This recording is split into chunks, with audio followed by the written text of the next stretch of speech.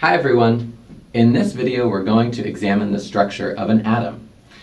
Our modern understanding of atomic structure dates back to the late 18th and early 19th centuries, when experiments done by Lavoisier, Proust, and Dalton led to the development of atomic theory. Now, atomic theory says that matter is particulate. It's composed of small particles known as atoms. And this is the first of several theories that we'll talk about in this course, so it's probably a good point to stop and say what exactly a theory is. In science, a theory is something that not only explains what we observe, but also tries to explain why nature does what it does. Take, for example, Lavoisier's work with chemical reactions. Lavoisier observed that the mass of one or more compounds before a chemical reaction was equal to the mass of products in that chemical reaction. And this observation wound up being termed the law of conservation of mass. And a law is something that always holds true. It can be predicted. But then we can use atomic theory to explain this observation. So if matter is particulate and made up of these small particles are simply rearranged in a chemical reaction and can neither be created nor destroyed. So we see atomic theory explaining why we observe a conservation of mass in chemical reactions.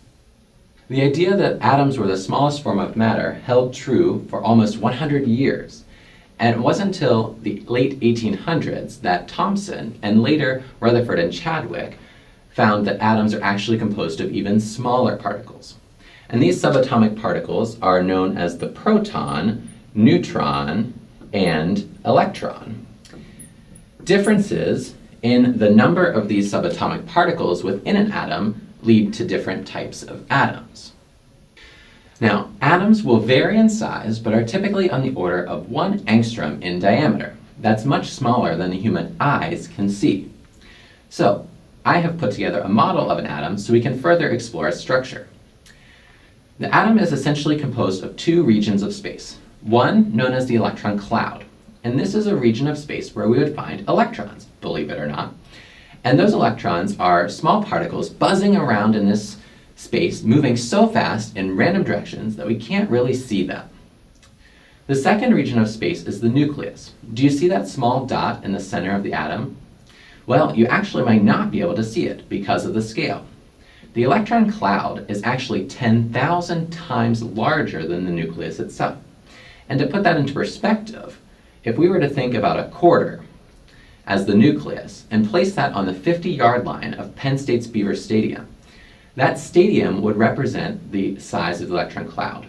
So that is a huge difference in size. If we magnify the nucleus, we can see what's inside. We have protons and neutrons. Aside from existing in different regions of space within an atom, what are the other differences between these subatomic particles? The first I want to point out is the charge. The proton is positively charged, the electron is negatively charged, and the neutron, as the name implies, is neutral or has no charge. We would typically represent charge in units of coulombs, but because these particles are so small and bear such a small amount of charge, we actually use atomic units to describe the charge. And we say that the proton is +1 AU, and the electron is -1 AU, and the neutron is 0 AU. So what this means is that in a neutral atom, the number of protons and electrons will be equal to add to a charge of 0. The second difference we're going to look at is in the mass.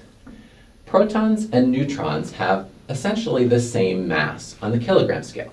But because we're looking at such small numbers, chemists have come up with a way of simplifying things. They came up with a new unit known as the atomic mass unit, or AMU. And 1 AMU is defined as 1/12 of a carbon-12 atom. Now, carbon-12 will have 6 protons and 6 neutrons in its nucleus.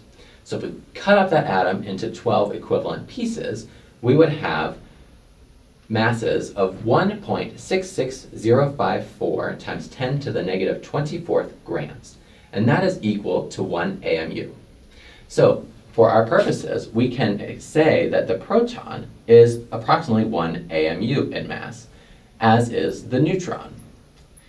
And the electron, on the other hand, has a significantly smaller mass. It weighs about 1,000 times less than the proton or the neutron.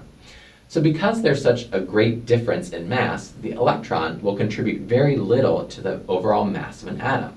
And we say that the mass of electron is effectively 0 AMU. While it does have mass, the amount of mass is negligible.